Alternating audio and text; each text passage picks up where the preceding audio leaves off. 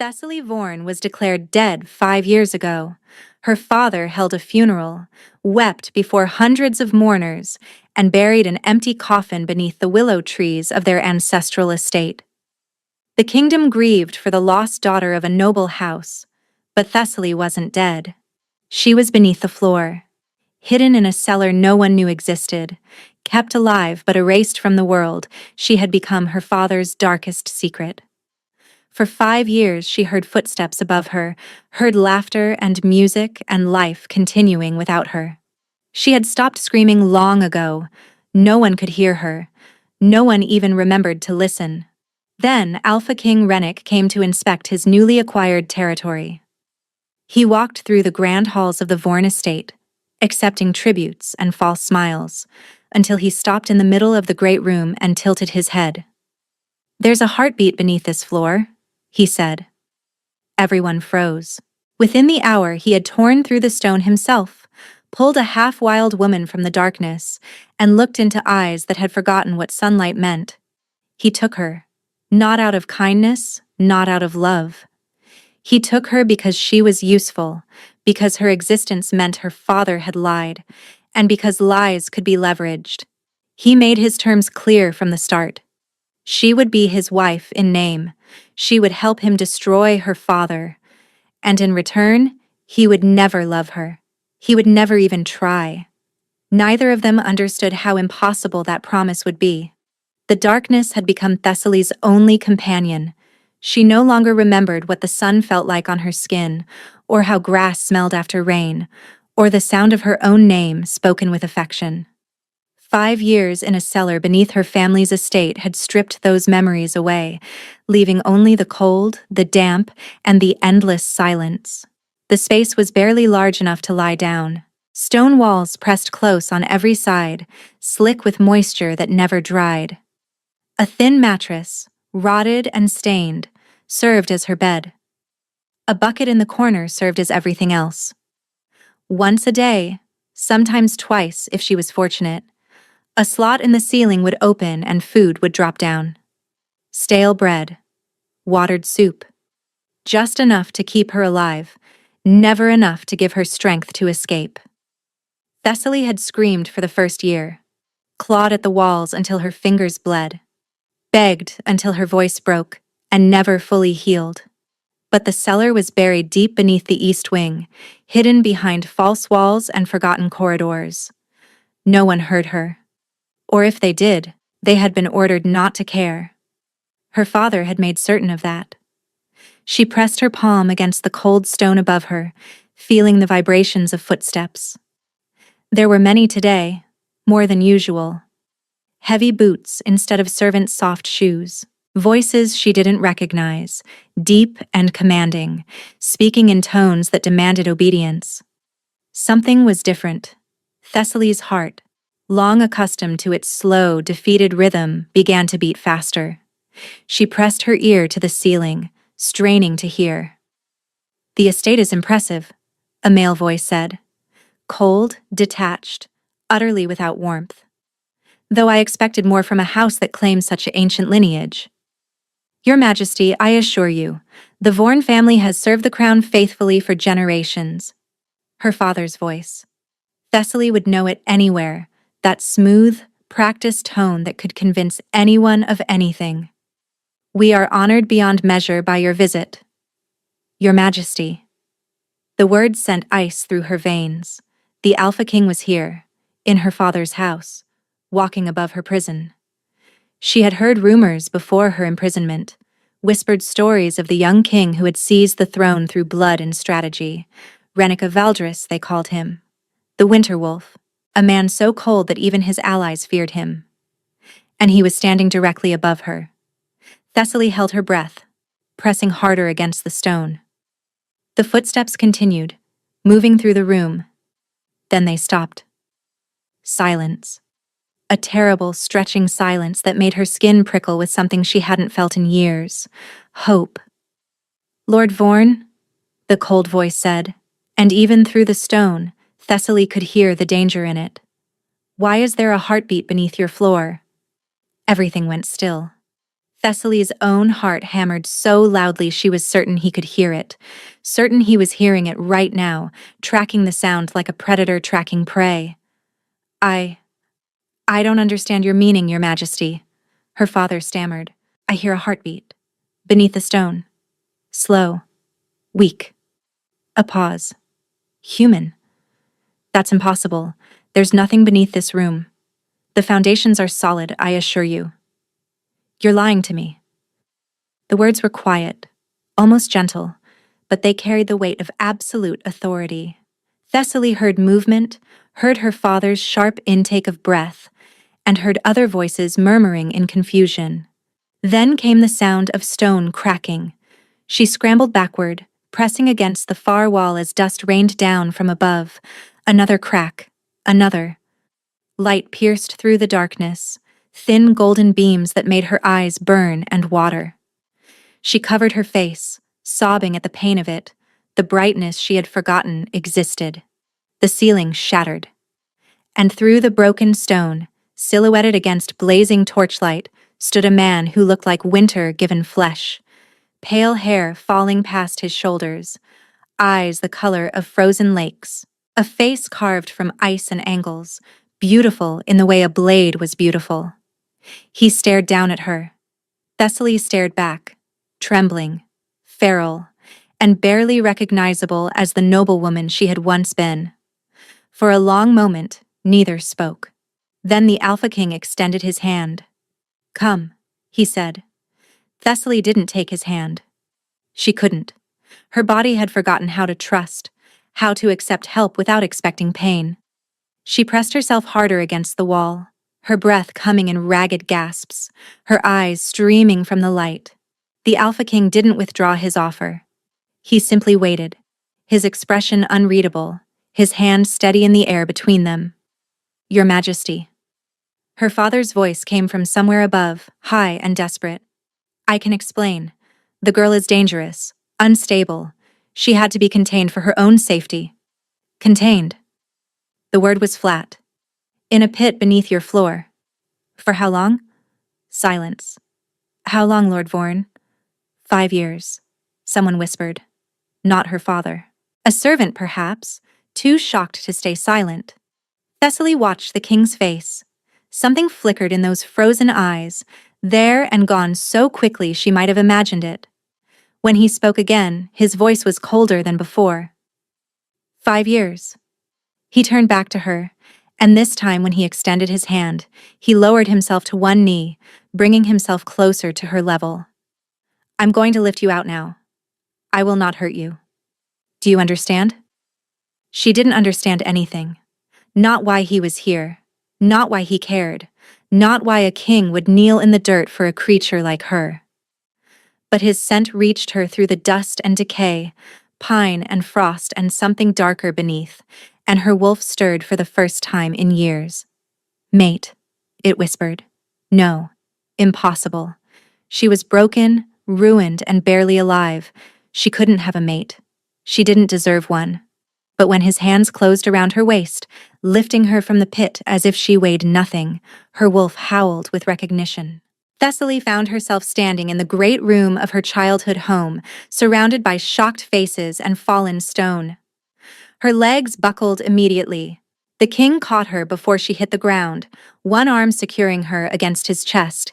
He was cold, so cold. His body radiated chill the way other wolves radiated heat, and even through her thin rags she could feel it seeping into her bones. She needs a healer, he said to no one in particular. Your Majesty, please. Her father stepped forward, his face a mask of concern that Thessaly knew too well. Let me care for my daughter. She's clearly unwell, the stress of her condition. Her condition. The king's voice could have frozen fire. You mean the condition of being buried alive beneath your own home? It was necessary. Nothing about this was necessary. Thessaly felt his arm tighten around her. She should have been afraid. She was afraid, but not of him. Not of the cold or the power or the danger radiating from his every pore. She was afraid of hope, of believing this rescue was real, of waking up and finding herself still in the darkness. She belongs to me now, the king announced. The words rang through the hall like a death knell. Servants gasped. Her father went pale as snow. Your Majesty, you cannot. I am the Alpha King of Valdris. His gaze swept the room, freezing every person it touched. These are my lands now, Lord Vorn, acquired through your failure to pay your debts to the crown. Everything in this estate belongs to me, including your secrets. He looked down at Thessaly, still trembling in his arms. Including her. She's my daughter. She was your daughter. Now she is my concern. He turned toward the door, carrying her as if she were made of glass. My men will complete the inspection. You will cooperate fully. If I discover any more surprises, I will be far less understanding. Thessaly watched her father's face over the king's shoulder as they left, saw the hatred burning beneath the false grief, saw him calculating, planning, and searching for ways to destroy her even now. But she was leaving. For the first time in 5 years, she was leaving. The carriage was warm, heated by stones wrapped in cloth and piled on the floor. The king set her on the velvet seat across from him and wrapped a fur blanket around her shoulders without a word. Then he simply sat back and watched her. Thessaly pulled the blanket tighter, drowning in its softness. She couldn't remember the last time she had touched anything soft. Her throat worked, trying to form words, but her voice had atrophied along with everything else. Drink. He handed her a water skin. When she struggled to open it with shaking hands, he took it back, uncapped it, and held it to her lips himself. She drank until she choked. Water running down her chin, mixing with the tears she hadn't realized she was crying. Slowly, he said. Still no warmth in his voice, but no cruelty either. Just cold, clinical efficiency. The carriage began to move. Thessaly watched through the window as her father's estate grew smaller, as the walls that had been her prison faded into the distance. Why? She rasped. Her voice sounded like gravel, broken and wrong. The king didn't pretend to misunderstand. Because your father lied to me, because lies have consequences, because you are useful. Useful. Your existence proves Lord Vorn committed fraud against the crown. He collected sympathy payments after your supposed death. He used your inheritance to pay gambling debts. The king stopped, studying her face. You didn't know. She shook her head slowly. Your father declared you dead to steal your birthright, your mother's fortune, your claim to the Eastern Territories. His eyes narrowed. He buried you, so he could bury his crimes. Thessaly absorbed this, adding it to the mountain of betrayals she had always known, but never fully understood. Of course her father had a reason beyond hatred. Of course there was money involved. Power. Land. She had always been worth more to him dead than alive. What will you do with me? She whispered. The Alpha King leaned back against the velvet seat, his pale eyes reflecting the winter light streaming through the carriage window. That depends entirely on you. 3 days passed before Thessaly felt human again. The king's castle was nothing like her father's estate. Where Vorn Manor had been all false warmth and hidden darkness, Thornhaven Keep was openly cold, but honestly so. Gray stone walls, minimal decoration, fires burning in every hearth, but somehow never warming the air completely. Or perhaps that was simply the king's influence. Thessaly had been given chambers larger than her entire childhood bedroom, staffed by servants who spoke softly and moved carefully, as if she were a wounded animal that might startle. She supposed she was. The healers had come and gone, murmuring about malnutrition and muscle atrophy and psychological damage that would take years to heal. She had bathed until the water ran clear, eaten until her shrunken stomach protested, slept in a bed so soft she woke convinced she was dreaming. On the 4th day, she was summoned to the king's study. Her legs still trembled when she walked, but she refused the servant's offered arm. She had been carried enough. She would stand on her own or collapse trying. The study was warmer than the rest of the castle, though still cold by any normal standard. Books lined the walls from floor to ceiling. A massive desk dominated the center, covered in maps and documents and the organized chaos of a kingdom being run. And behind it sat the Alpha King himself, Rennick. She had learned his name from the servants. Rennick Ashford, third of his name, ruler of Valdris since the age of 19, when he had challenged his own uncle for the throne, and won. They spoke of him with fear and respect in equal measure. They said he had never taken a mate, never shown interest in any woman, and never displayed any emotion beyond cold calculation. Looking at him now, Thessaly believed it.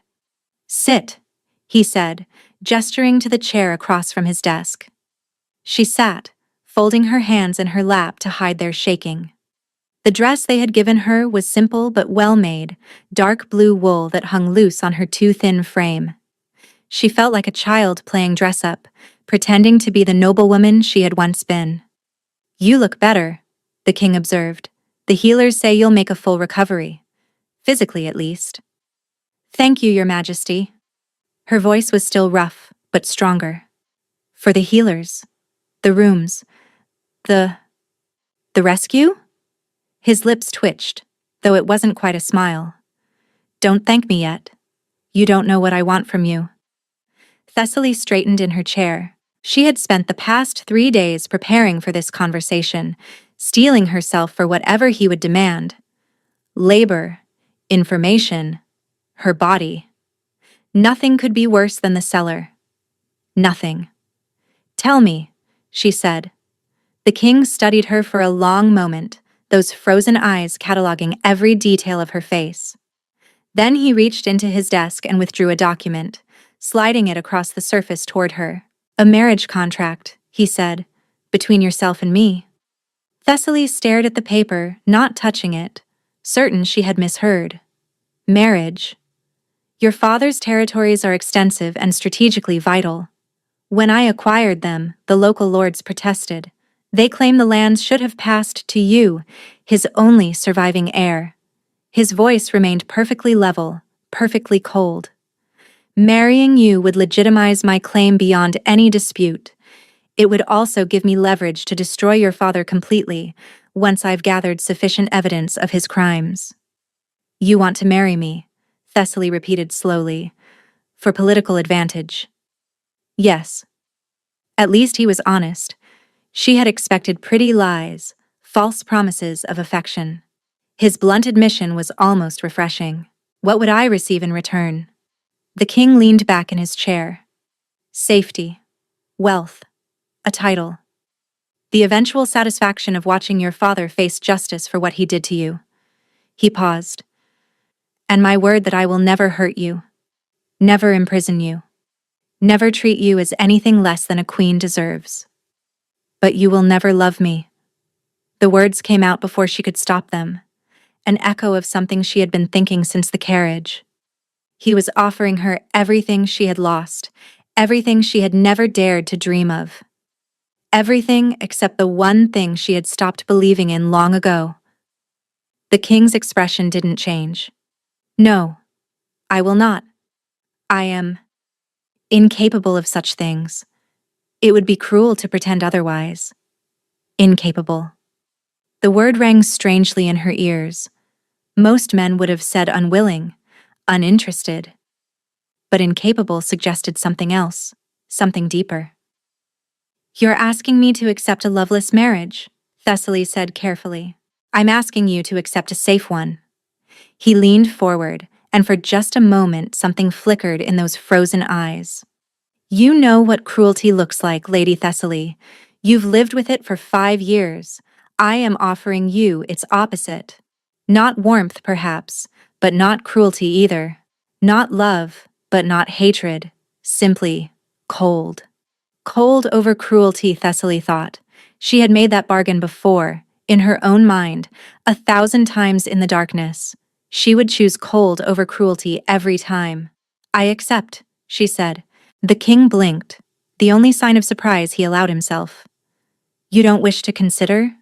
To negotiate terms?" "What terms would I negotiate?" Thessaly met his gaze steadily. I have nothing. No money, no allies, no strength. You've offered me more than I ever expected to have again. I would be foolish to refuse. Most women would require more assurances. Most women were not buried alive by their fathers. She reached for the contract, pulling it toward her. Where do I sign? For a long moment, the king simply stared at her. Then he handed her a pen, and Thessaly signed her name in letters that only shook slightly. She had barely set down the pen when the study doors burst open. Your Majesty. A guard stood in the doorway, breathless. Lord Vorn has arrived. He demands to see you. He claims the woman you took is dangerous, that she murdered her own mother and must be returned to his custody for— Let him in, the king interrupted calmly. Thessaly's blood turned to ice. She started to rise, to flee, to hide. But Renek's voice stopped her. Stay exactly where you are. He didn't raise his voice, didn't look at her, but the command was absolute. You are my betrothed now. You will not cower before that man ever again. Her father swept into the room moments later, his face arranged in an expression of paternal concern that made Thessaly's stomach turn. Behind him came her younger sister, Corisande, beautiful and cold-eyed, watching everything with calculating interest. Your Majesty, her father began, I must protest this outrageous— Lord Vorn. The king's voice cut through the bluster like a blade through silk. Thank you for coming. You've saved me the trouble of sending for you. I demand the return of my daughter. She is unwell, dangerous. Your daughter, Renek interrupted. The one you declared dead? The one whose funeral you held? The one whose inheritance you claimed? Her father faltered. Thessaly Vorn is not your concern any longer. The king rose from his chair, and though he didn't raise his voice, every word carried the weight of absolute authority. She is my betrothed. In 3 days, she will be my wife. And after that, Lord Vorn, I suggest you concern yourself with your own survival. Your Majesty, you are dismissed. The words were final, absolute. Her father's face cycled through shock, rage, and finally, a cold, calculating hatred that Thessaly knew all too well. He looked at her then, his eyes promising retribution, promising pain, promising that this was far from over, but he could not touch her, not anymore. This isn't finished, he said quietly. No, the king agreed. It isn't. But you will wish it were. Her father left. Her sister lingered a moment longer, her gaze meeting Thessaly's with something unreadable before she followed. Silence fell over the study. Thessaly realized she was shaking, her hands gripping the arms of the chair so tightly her knuckles had gone white. Breathe, the king said. He hadn't moved from his position, hadn't come to comfort her, but his voice was marginally softer than before. He cannot hurt you here. He'll find a way. Her voice cracked. He always finds a way. Then I will stop him. Renek returned to his seat, his expression once again unreadable. Every time. For as long as it takes. Thessaly stared at him, searching for the lie, the hidden cruelty, the trap. She found nothing but cold, honest certainty. Why? She whispered. Why do you care what happens to me? The king was silent for a long moment. When he spoke, his voice was quieter than she had ever heard it. Because I know what it is to be trapped by family, to be destroyed by the people who should have protected you. His eyes met hers, and for just a moment she saw something beneath the ice, something old and wounded and carefully hidden. I cannot undo what was done to you, Lady Thessaly, but I can ensure it never happens again. He looked away, breaking the moment as cleanly as he had broken the floor of her prison. The wedding will be in 3 days, he said, his voice cold once more. I suggest you rest. You will need your strength. Thessaly rose on trembling legs and walked to the door. But before she left, she turned back. Thank you, she said softly, for being honest with me about everything. The king didn't look up from his documents. Don't thank me yet, he said again. You don't know what this marriage will cost you. The words followed her down the corridor, settling into her bones like a warning. Or perhaps, she thought, like a promise. The Cathedral of Thornhaven was older than the kingdom itself. Ancient stone arches soared toward a ceiling lost in shadow. Stained glass windows, gray with winter light, cast muted patterns across the marble floor. Candles burned in iron sconces along every wall, hundreds of them, but they did nothing to warm the vast echoing space. Thessaly stood at the entrance, her hand resting on the arm of a guard she didn't know, preparing to walk toward a man she barely understood. The gown they had dressed her in was white silk trimmed with silver, beautiful and cold, like everything in this kingdom. Her hair had been arranged in elaborate braids, threaded with tiny crystals that caught the candlelight. She looked like a queen. She felt like a ghost. The pews were packed with nobility, lords and ladies who had traveled from across Valdris to witness this impossible event. The resurrection of a dead woman. The marriage of their frozen king.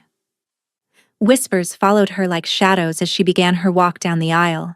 Is that truly her? The Vorn girl? I heard she went mad. Killed her own mother. Look how thin she is, like a corpse walking. Thessaly kept her gaze fixed straight ahead, on the altar where Rennick waited. He wore black, as she had somehow known he would, formal attire that emphasized the stark beauty of his features. His pale hair was pulled back from his face, revealing the sharp lines of his jaw, the frozen stillness of his expression. He watched her approach with those Winter Lake eyes, and she could read nothing in them. Her father sat in the front pew, positioned as if he still held some claim to her. Corisanda sat beside him, her face arranged in a smile that didn't reach her eyes. They had been given seats of honor, treated as grieving family members finally reunited with their lost daughter. The hypocrisy of it made Thessaly want to scream. But she didn't scream. She walked. One foot in front of the other, closer and closer to the man who had pulled her from the darkness. When she reached the altar, Rennick extended his hand. His fingers were cold when they closed around hers, cold as they had been in the carriage, cold as the stone walls of her prison. But his grip was steady, and when he helped her up the final step, she felt something unexpected. Safe. She felt safe. The priest began the ceremony, his voice echoing through the cathedral in solemn tones. Thessaly barely heard the words. She was too aware of Rennick beside her, of the chill radiating from his body, of the way his thumb traced a single, slow circle against her palm before going still. Had he meant to do that? Do you, Rennick Ashford, Alpha King of Valdris, take this woman as your wife, your queen, your mate? I do. His voice carried through the cathedral without effort, cold and certain. And do you, Thessaly Vorn, take this man as your husband, your king, your mate? Thessaly opened her mouth to respond, but before she could speak, a voice rang out from the pews. I object. The cathedral went silent. Lord Vorn rose from his seat, his face a mask of righteous concern. Forgive me, Your Majesty, but I cannot in good conscience allow this marriage to proceed. Rennick's expression didn't change, but Thessaly felt his hand tighten around hers. You have no authority here, Lord Vorn. I have a father's authority. Vorn's voice trembled with false emotion. My daughter is unwell. She has been unwell since childhood. The things she claims about her confinement are delusions, fantasies of a broken mind. Murmurs rippled through the crowd. Thessaly's pulse spiked, panic clawing at her chest. He was doing it. He was twisting the truth, making her look mad, making everyone doubt. She killed her own mother, Vorn continued, his voice rising. She was a danger to herself and others. I did what any loving father would do. I protected my family from... Enough. The single word fell like a blade. Rennick released Thessaly's hand and stepped forward, descending from the altar with slow, deliberate steps. The temperature in the cathedral dropped. Frost crept along the stone floor, spreading outward from where he stood. "You claim your daughter is delusional," the king said softly, "that she invented her imprisonment." "Yes, your majesty, the trauma of her mother's death." "Then explain the cell beneath your floor." Vorn's face went pale. "Explain the chains bolted to the walls, the slot for passing food, the marks where fingernails scraped stone for years." Rennick stopped directly in front of Vorn, close enough to touch. "My men have documented everything, Lord Vorn. Every detail of the prison you built for your own child." Those were storage chambers. Old construction, with fresh scratches in the stone? With a mattress still warm from a body? The king tilted his head, and something in his expression made grown men flinch. "You held your daughter captive for 5 years. You stole her inheritance. You committed fraud against the crown." His voice dropped to barely a whisper. "And now you dare to stand in my cathedral and call her a liar?" Silence. Absolute, crushing silence. "Guards," Rennick said calmly. "Remove Lord Vorn. He will await trial for his crimes against Lady Thessaly and against the crown." "You cannot do this." Vorn lunged forward, but the guards were faster. They seized his arms, dragging him backward. "She's lying. She's always been a liar.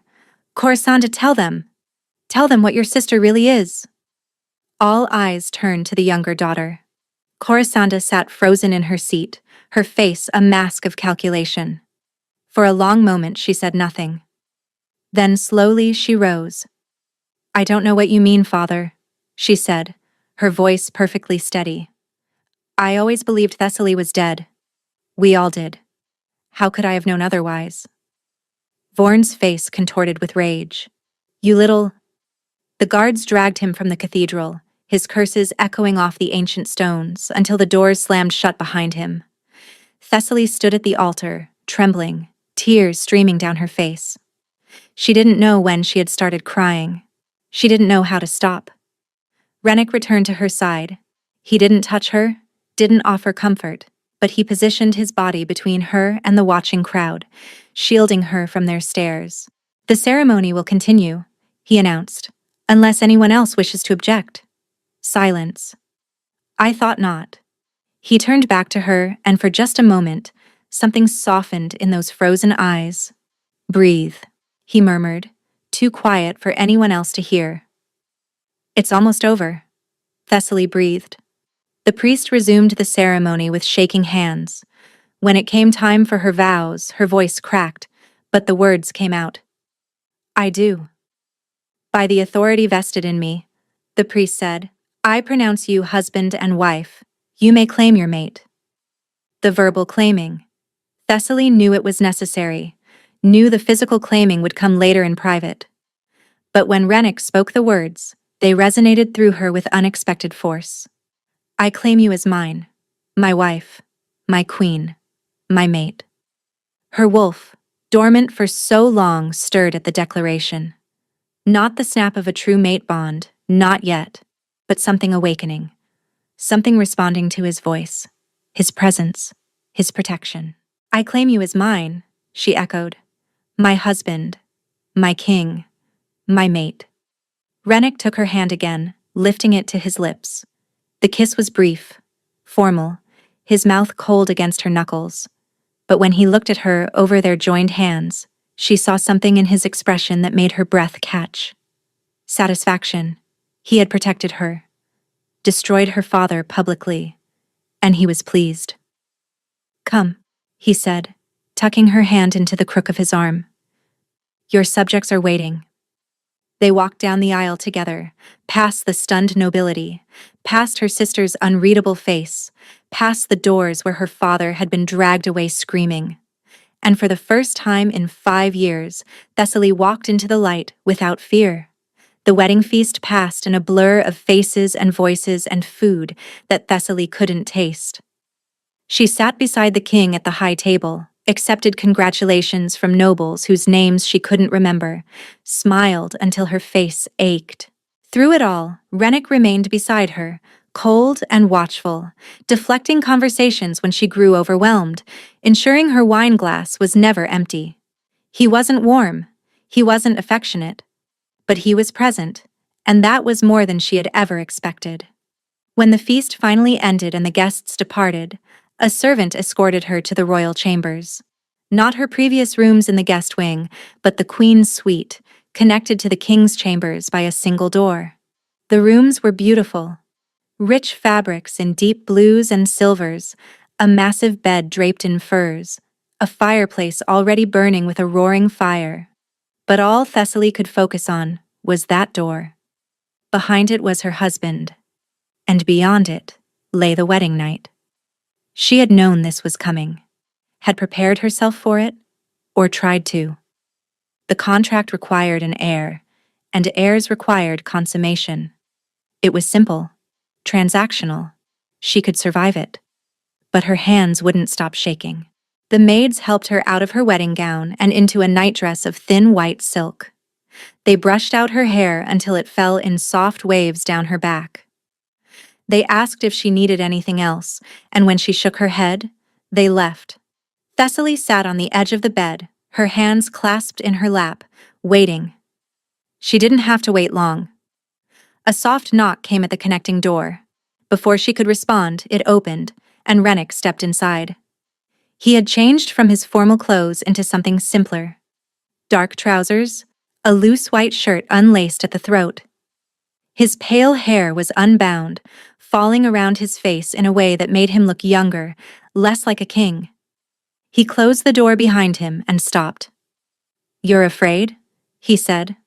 It wasn't a question. "Yes," Thessaly admitted. There was no point in lying. He could probably smell it on her. Rennick didn't move closer.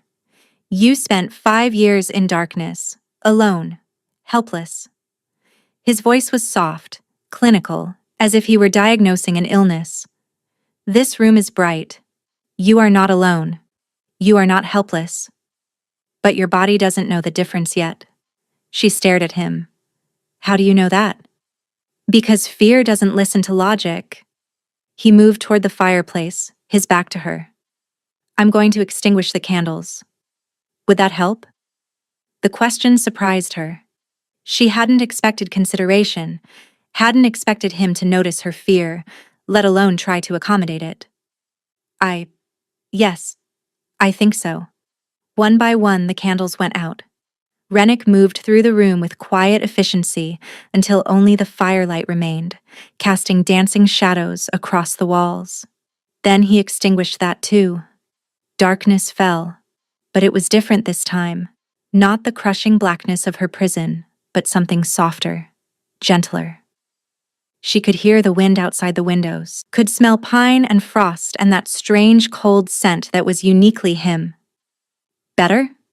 His voice came from somewhere nearby. "Yes." Her voice was steadier than she expected. "Thank you." She heard him approach, felt the temperature drop as his body drew near. When his hand found hers in the darkness, his fingers were like ice. "You're so cold," she whispered. A pause. "I know." "Why?" Another pause. Longer this time. "That's not a question I can answer tonight." She wanted to push, wanted to understand, but his thumb had begun tracing slow circles against her palm, and the sensation scattered her thoughts. "I'm going to touch you now," he said quietly. "Tell me if you want me to stop." "I won't want you to stop." "You don't know that." "No," she admitted. "But I know I'm tired of being afraid." His hands rose to her shoulders, settling there with gentle pressure. His fingers were cold against her skin, but somehow the chill didn't feel unpleasant. It felt grounding, real. He slid the straps of her nightgown down slowly, giving her time to protest. She didn't. The silk whispered down her body, pooling at her feet. The darkness was complete. She couldn't see him, couldn't see herself, and couldn't see anything. There was only sensation, his cold hands moving across her skin, his breath against her throat. The frost that seemed to spread wherever he touched. "You're warm," he murmured against her collarbone. "So warm." "Is that bad?" "No." The word came out rough, strained. "It's good." Too good. His mouth found the curve of her neck, and Thessaly gasped at the contrast. His lips were cold, but the sensation that shot through her was pure heat. Her hands found his chest, fumbling with the buttons of his shirt, needing to touch him the way he was touching her. His skin was like marble, cold and smooth, and impossibly beautiful beneath her fingertips. She traced the planes of his chest, the ridges of his stomach, and felt him shudder. Thessaly. Her name on his lips was a warning and a plea. "Don't stop," she whispered. "Please don't stop." He lifted her as if she weighed nothing, carrying her to the bed, laying her down with a care that made her throat tight. When his body covered hers, she expected to feel crushed, trapped, panicked. Instead, she felt sheltered. His coldness sank into her warmth. Her warmth rose to meet his coldness. And somewhere in between, they found a rhythm that felt like breathing, like existing, like finally being alive after years of merely surviving. It hurt at first. She had expected that. But he was patient, so patient, murmuring words she couldn't quite hear, giving her time to adjust, to accept, to want. And eventually, she did want. She wanted with an intensity that surprised her, wanted him closer, deeper, wanted to lose herself in the darkness and the cold and the strange, impossible man who had pulled her from her grave. When it was over, they lay tangled together, both trembling. His arm was wrapped around her waist, his chest pressed against her back, his breath cool against her neck. "Are you all right?" he asked quietly. "Yes." She turned in his arms, facing him even though she couldn't see him. "Are you?" A soft, surprised sound escaped him, almost a laugh. "No one has ever asked me that before. That doesn't answer my question." Silence stretched between them. Then, so quietly she almost missed it. "I don't know." She felt him pull away, heard him dressing in the darkness. She expected him to leave, expected the coldness to return to more than just his body. But instead of leaving, his footsteps returned to the bed. His lips brushed her forehead in a kiss so gentle it made her eyes sting. "Sleep," he murmured. "You're safe now." She heard the connecting door open and close, and Thessaly lay alone in the darkness, her body still humming with sensation, wondering why a kiss on the forehead felt more intimate than anything else they had done. The days that followed were strange and wonderful and terrifying in equal measure. Thessaly had expected her husband to keep his distance now that the marriage was consummated. He had been clear about the terms: contractual, distant, and loveless. She would give him an heir, and beyond that, they would have nothing to do with each other. But Rennick didn't keep his distance. He appeared at her chambers each morning to escort her to breakfast. He joined her in the library during the afternoons when she was reading. He asked her opinion on matters of state, actually listened to her answers, and sometimes implemented her suggestions without comment. And every night, without fail, he came to her bed. "This is about the heir," Thessaly told herself after the first week. "He wants to ensure conception quickly." But that didn't explain why he stayed longer each night. Didn't explain the conversations that stretched past midnight, the quiet confessions shared in the darkness. Didn't explain the way his hands had begun to linger, the way his kisses had become less perfunctory and more searching. "Tell me about your mother," he said one night, his fingers tracing idle patterns on her bare shoulder. Thessaly tensed. "Why?" "Because your father accused you of killing her. I want to know what actually happened." She was quiet for a long moment, wrestling with memories she had buried alongside everything else. "I was 12 when she died," she finally said. "There was a fire in her chambers. They said she fell asleep with a candle burning, that the curtains caught and the smoke killed her before anyone could reach her." "But you don't believe that." "My mother never slept with candles burning. She was terrified of fire." Thessaly stared into the darkness, seeing flames that had haunted her dreams for 13 years. "I was the one who found her, the one who tried to save her. The smoke. It did something to me. I was unconscious for days. When I woke up, my father was already telling everyone I had started the fire, that I had always been disturbed. Dangerous. You were 12. Yes. And he blamed you for your mother's death. He needed someone to blame. Her voice was hollow. Later, I realized he needed a reason to keep me controlled, to make everyone believe I was unstable, to ensure no one would listen if I ever spoke against him. Rennick was silent for so long that Thessaly thought he had fallen asleep. Then his arm tightened around her waist, pulling her closer against his cold chest. He will pay, he said quietly, for all of it. I promise you that. The conviction in his voice made her chest ache. Weeks passed. The days grew shorter, the nights longer, and still Rennick came to her chambers every evening. He arrived earlier now, sometimes before dinner, eating with her in her private sitting room before taking her to bed. The servants whispered.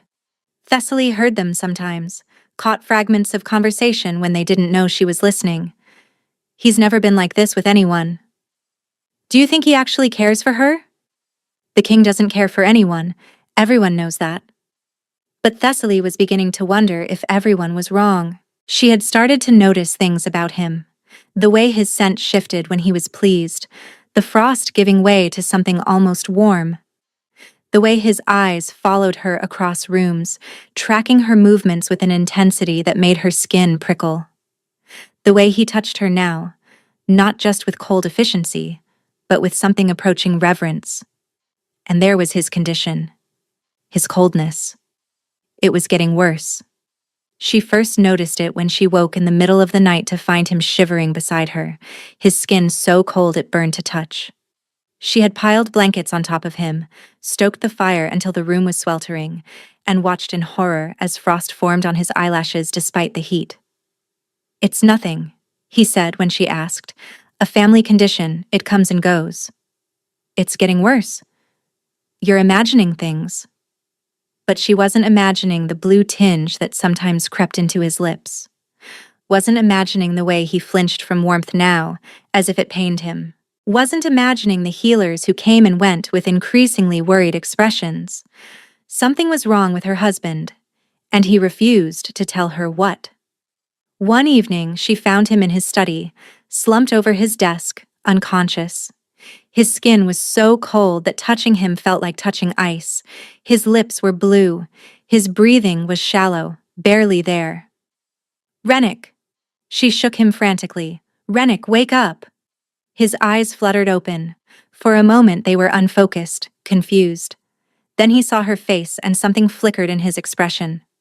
Relief. You're here, he murmured. Of course I'm here. What's happening to you? Tell me the truth.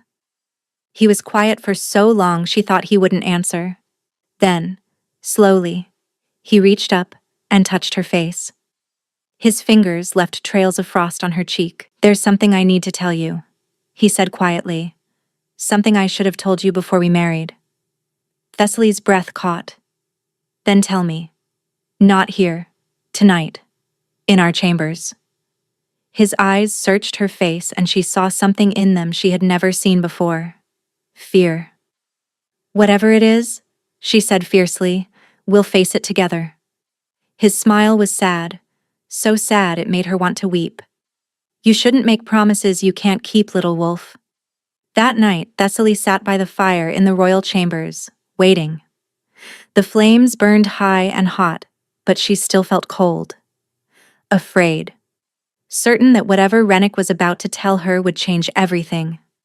The connecting door opened. He walked in slowly, as if every step cost him something.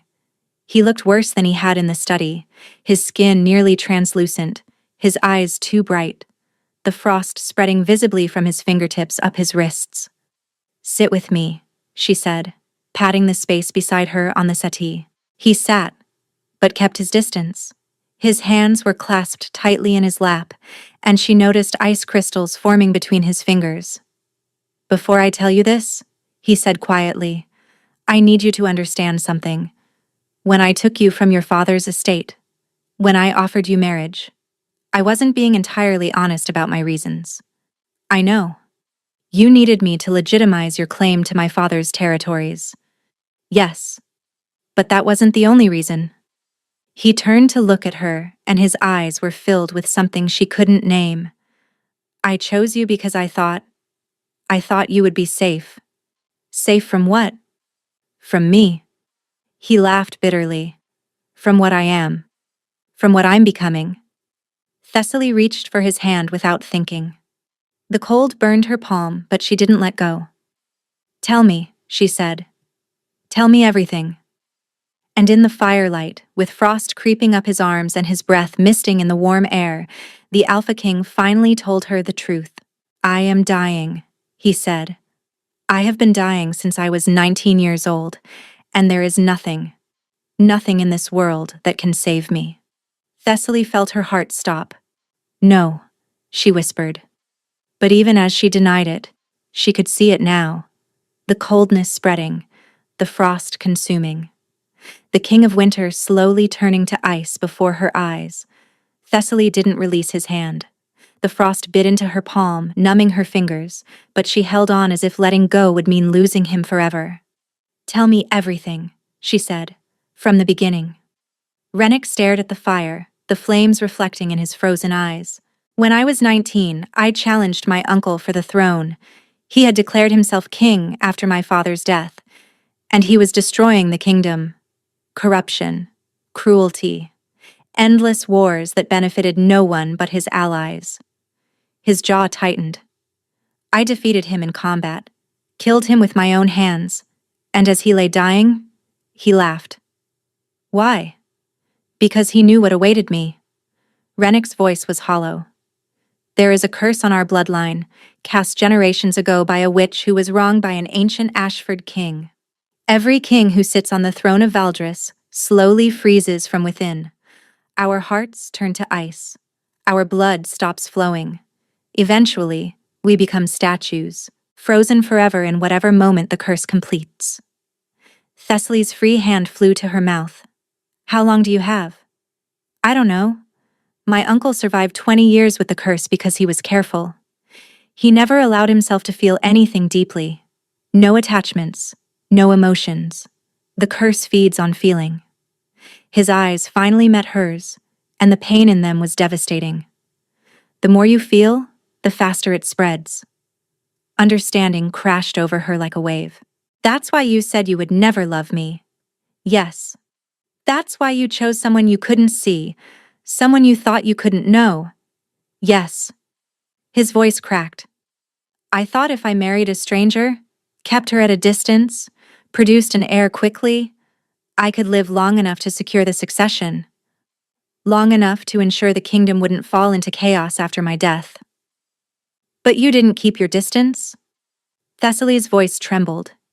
You came to me every night. You talked to me. You held me. I know. You're dying because of me. No.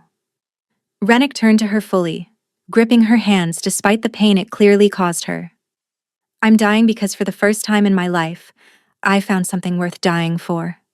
Tears spilled down Thessaly's cheeks, freezing against her skin where his touch had left frost. You can't mean that. I mean every word. His thumb traced her cheekbone, leaving a trail of ice crystals. I have tried so hard not to feel anything for you. I have reminded myself every single day that this was a contract, an arrangement, a political necessity. But you made it impossible. How? By being brave when you had every reason to be broken, by being kind when the world had shown you nothing but cruelty, by looking at me, this frozen dying monster, and seeing someone worth touching. His forehead dropped to hers, and his breath misted between them. I love you, Thessaly. I have loved you since the moment I pulled you from that pit, and you looked at me with those eyes full of terror and hope. I love you, and that love is killing me, and I would not change a single moment of it. No. Thessaly was sobbing now, gripping his face with both hands. No, there has to be a way. A cure. Something. There's nothing. I won't accept that. You don't have a choice. He kissed her forehead, her cheeks, her lips, each kiss colder than the last. But I needed you to know, before the end. I needed you to know that you were loved, that you are loved, that whatever happens, you are never just a contract to me. How long? She demanded. How long do we have? He was silent. Rennick. How long? Days, he admitted quietly. Perhaps hours. Confessing to you. Admitting what I feel. It's accelerating everything. As if to prove his point, a violent shudder racked his body. His eyes rolled back. His hands, still gripping hers, went rigid. Rennick. He collapsed against her, his weight bearing them both down to the floor. Thessaly caught him, cradling his head in her lap, screaming for help that felt impossibly far away. His skin was turning blue. Frost spread across his chest, visible through the thin fabric of his shirt. His heartbeat, when she pressed her hand against it, was slowing, barely there. Don't leave me, she begged. Please don't leave me. I just found you. I can't lose you now. His lips moved. She leaned closer, straining to hear. Worth it, he breathed. You were worth it. His eyes closed, and the Alpha King of Valdris went still in her arms. The healers came. They swarmed the chambers with their herbs and their chanting and their useless medicines. They worked through the night while Thessaly watched from the corner, her arms wrapped around herself, her entire body shaking with sobs she could no longer control. None of it helped. By dawn, Rennick lay in the center of the great bed, covered in furs and surrounded by warming stones, and still the frost crept across his skin. His lips were blue. His fingers were crystallizing at the tips. His heartbeat was so faint that even the healers had to press their ears directly to his chest to confirm it still existed. There's nothing more we can do, Your Majesty, the chief healer said, his face gray with exhaustion and grief. The curse is beyond our knowledge, beyond anyone's knowledge. Then find someone whose knowledge is sufficient. Thessaly's voice was raw, barely recognizable. Find a witch, a sorcerer, someone who understands this magic. Witchcraft has been banned in Valdris for, I don't care what's been banned. She surged to her feet, and something inside her snapped. Heat flooded through her body, so intense that the healer stumbled backward. Find someone who can help him, or I will burn this entire kingdom to the ground searching myself. The fire in the hearth roared, flames leaping impossibly high, licking toward the ceiling. The warming stones around Rennick's bed began to glow red. The healers fled, screaming about demons and witchcraft. Thessaly stood in the center of it all, staring at her hands. They were glowing, not with reflected light, but with actual fire, dancing beneath her skin, visible through her flesh like embers in a dying coal. The binding had shattered. Years of neglect had weakened it, and the proximity to her true mate, combined with the raw desperation of this moment, had finally broken it completely. What? She whispered. So, a voice said from the doorway. You finally manifested fully. I wondered how long it would take. Thessaly spun. Corisanda stood there, her beautiful face twisted with an expression Thessaly had never seen before. Not the cold calculation she usually wore, but something rawer, something almost like guilt. What are you talking about? The fire, sister. Corisanda stepped into the room, closing the door behind her. The fire that's been burning inside you since you were born, the fire that killed our mother, the fire that father was so desperate to contain. Thessaly's blood went cold despite the heat coursing through her veins. I didn't kill our mother. No, you didn't. Corisanda's voice was quiet. But you could have saved her. And father couldn't allow that. What do you mean? Mother was like you, a fire witch, one of the most powerful in generations. Corisanda moved toward the bed where Rennick lay, looking down at his frozen face with an unreadable expression. Father didn't know until after they were married. When he discovered the truth, he was horrified, disgusted. He demanded she bind her powers, hide what she was, and never use magic again. She agreed? She loved him. Or thought she did. Corisande laughed bitterly. But then you were born. And when your powers began to manifest, Mother wanted to train you, wanted to embrace what you were. Father refused. They argued constantly. And then one night, Thessaly's stomach turned. He killed her. He locked her in her chambers and set the fire himself, made it look like an accident. Corisande's hands clenched at her sides. You were supposed to die too. You were in the room with her when it started. But somehow, you survived. Your fire magic protected you, even though you didn't know how to use it. I was unconscious for days. Because using that much power nearly killed you. Father told everyone you started the fire that you were dangerous, unstable. It gave him the perfect excuse to have your powers bound by a witch he kept imprisoned in the dungeons. It gave him control over you forever. Thessaly's mind reeled. Her father had killed her mother, had tried to kill her, had bound her magic and buried her alive, and let the world believe she was dead. Why are you telling me this now? Corisande finally looked at her, and there were tears in her eyes. Because I knew, she whispered. I've always known. I was 8 years old when Father made me watch him kill Mother. He told me if I ever spoke of it, he would do the same to me. He told me if I ever helped you, ever showed you kindness, ever breathed a word of the truth. She choked on a sob. I was a coward, Thessaly. I let him destroy you because I was afraid he would destroy me. Thessaly should have felt rage, should have felt betrayal. Instead, she felt only exhaustion, and beneath that, a terrible, desperate hope. My magic, she said slowly. Fire magic. Could it counter ice? Corisande's eyes widened. The curse. The king's curse is ice-based. Yes. I don't know. I'm not a witch. But Mother's journals might… She stopped, her face going pale. Father burned them. After she died. He burned everything. Everything? Almost everything. Corisande hesitated. There's one book. Mother gave it to me before she died. Told me to hide it. Never let Father find it. I never understood why she chose me instead of you, but now… She took a shaky breath. I have it. Hidden in my chambers at the estate. If there's anything that can help, it would be in there. Thessaly looked at her husband's frozen form, looked at her sister's tear-streaked face, looked at her own hands, still glowing faintly with inner fire. Then we need to get it, she said. Now, before it's too late. Father is imprisoned, but his men still control the estate. They won't let us… I am the Queen of Valdris.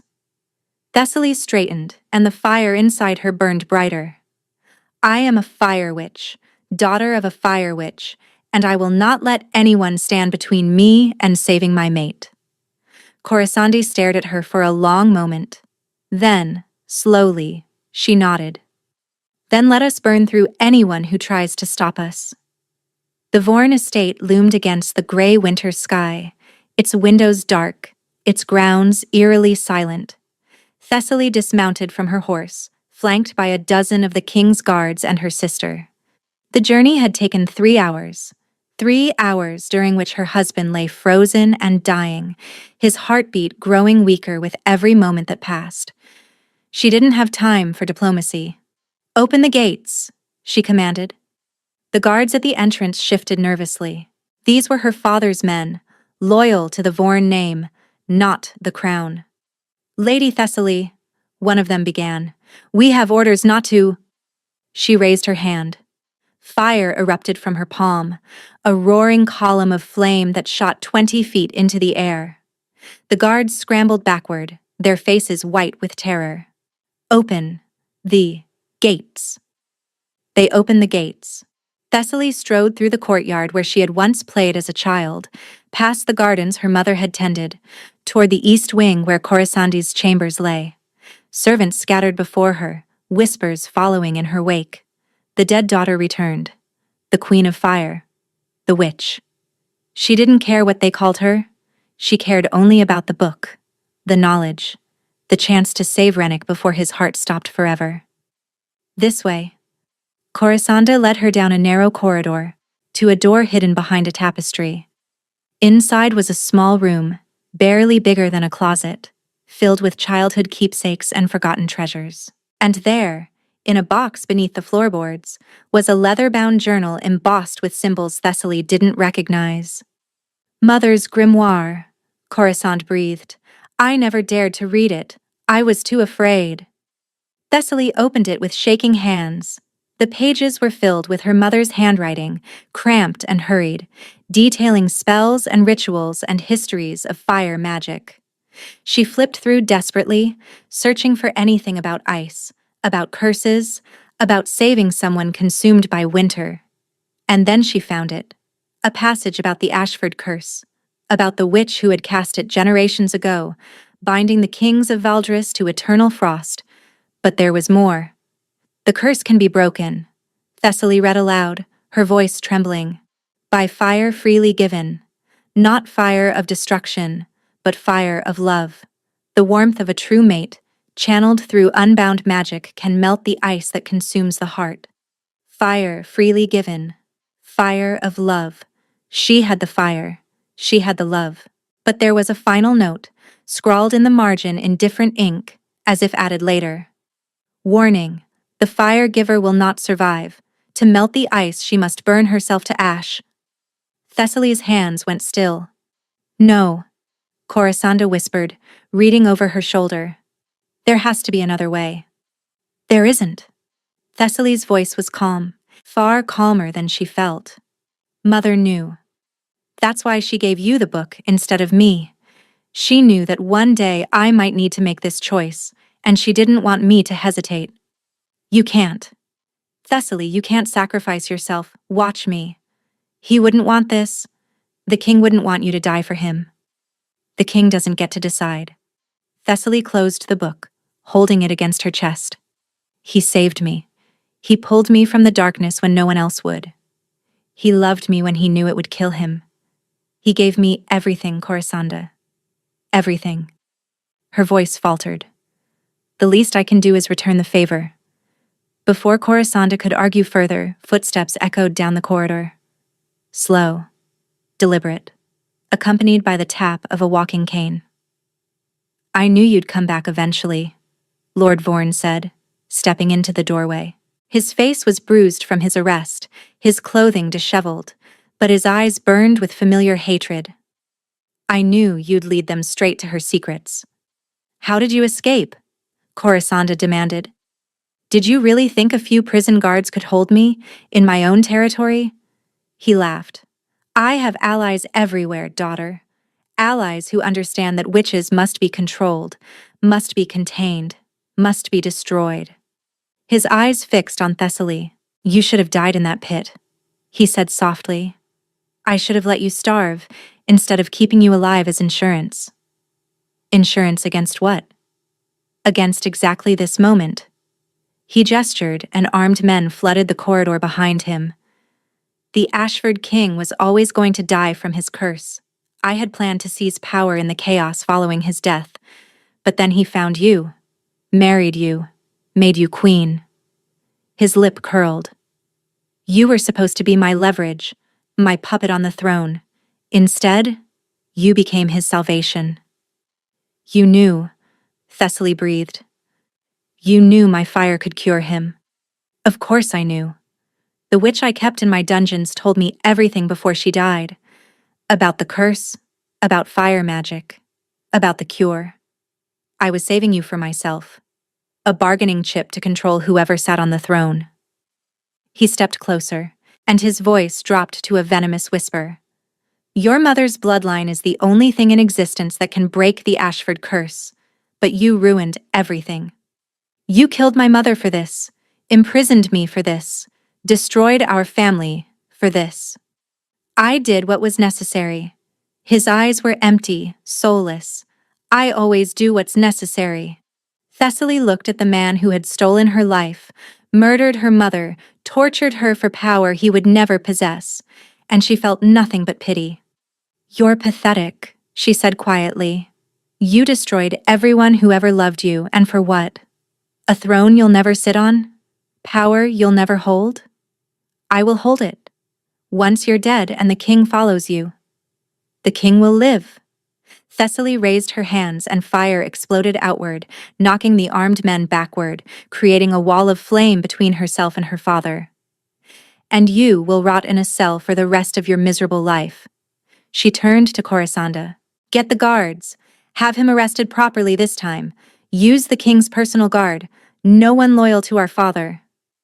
What about you? Thessaly clutched the grimoire to her chest and ran.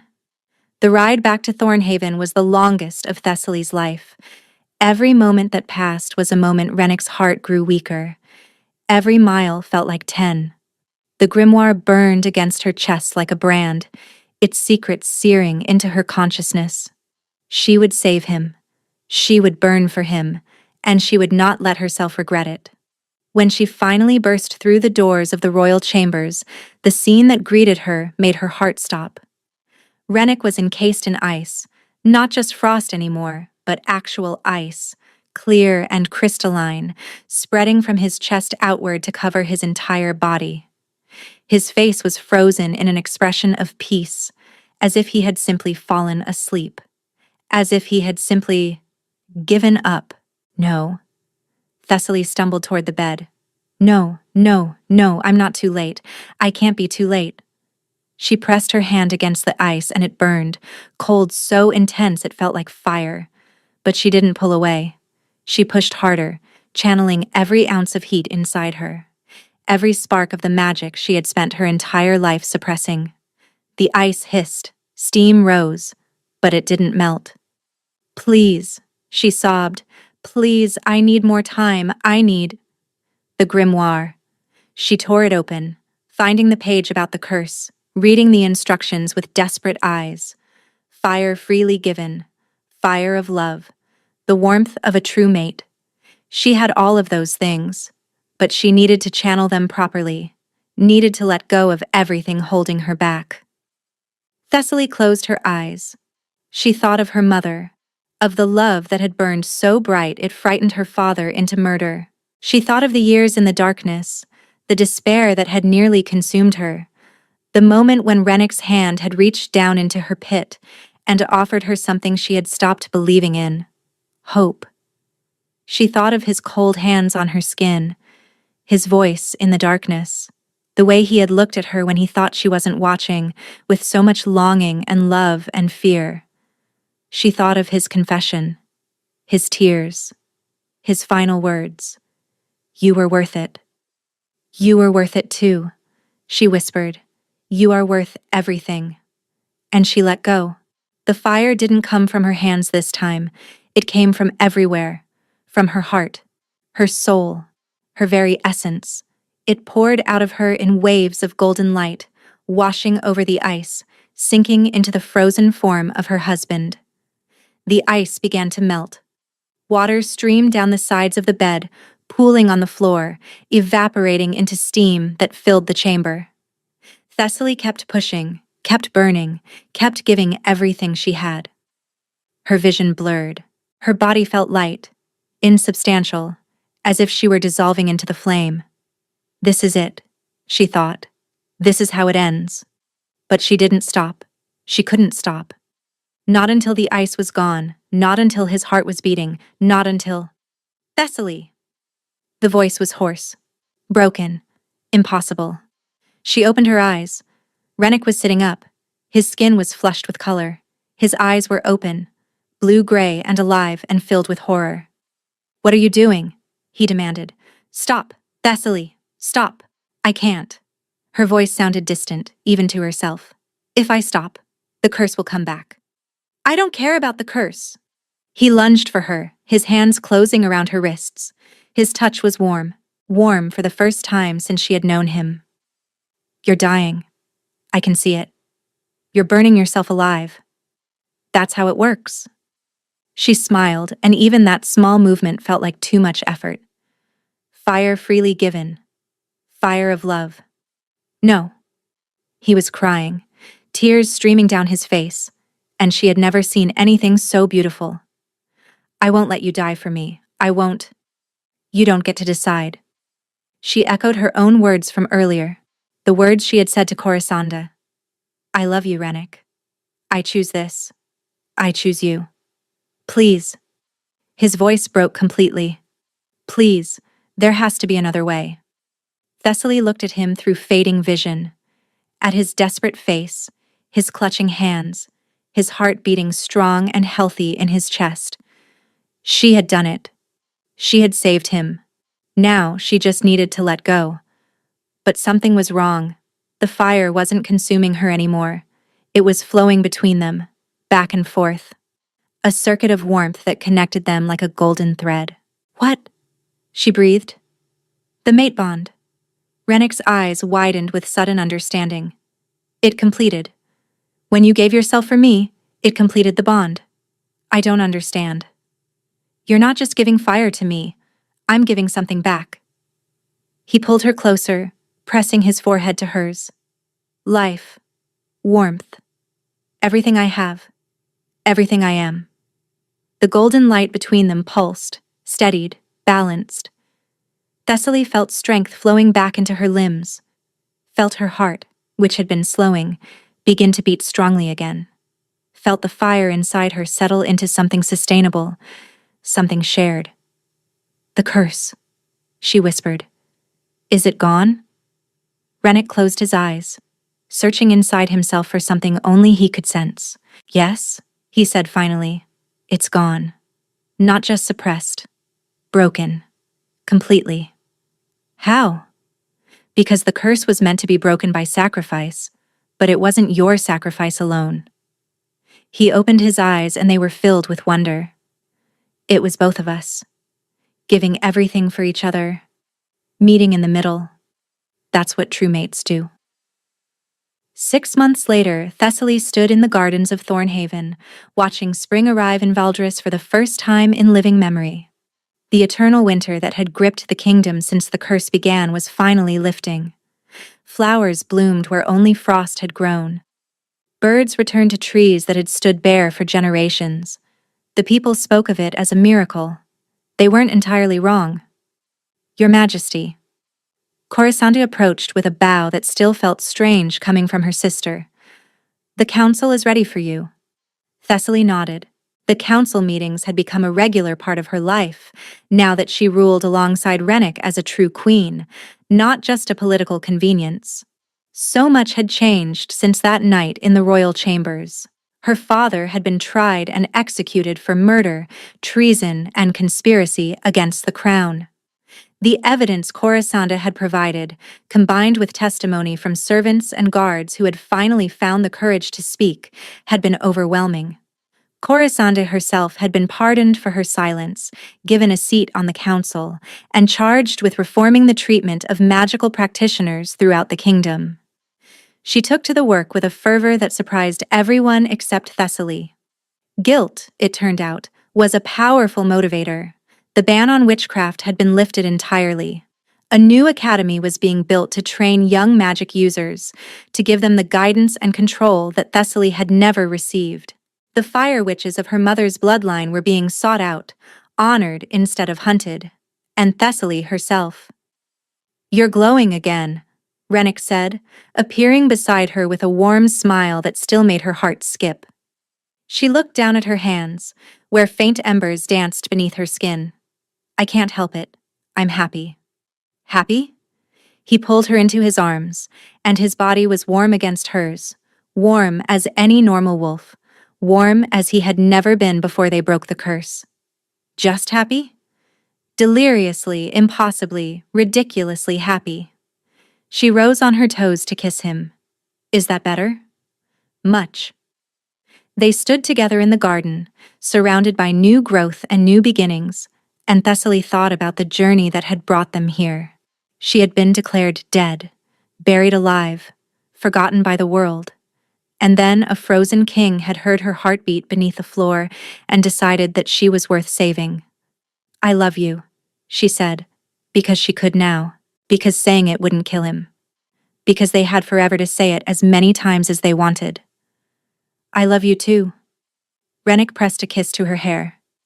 My queen. My mate. My salvation. That's what true mates do, she reminded him. Yes. His arms tightened around her. It is. Somewhere in the distance a bird sang, and in the kingdom of Valdris, spring had finally come.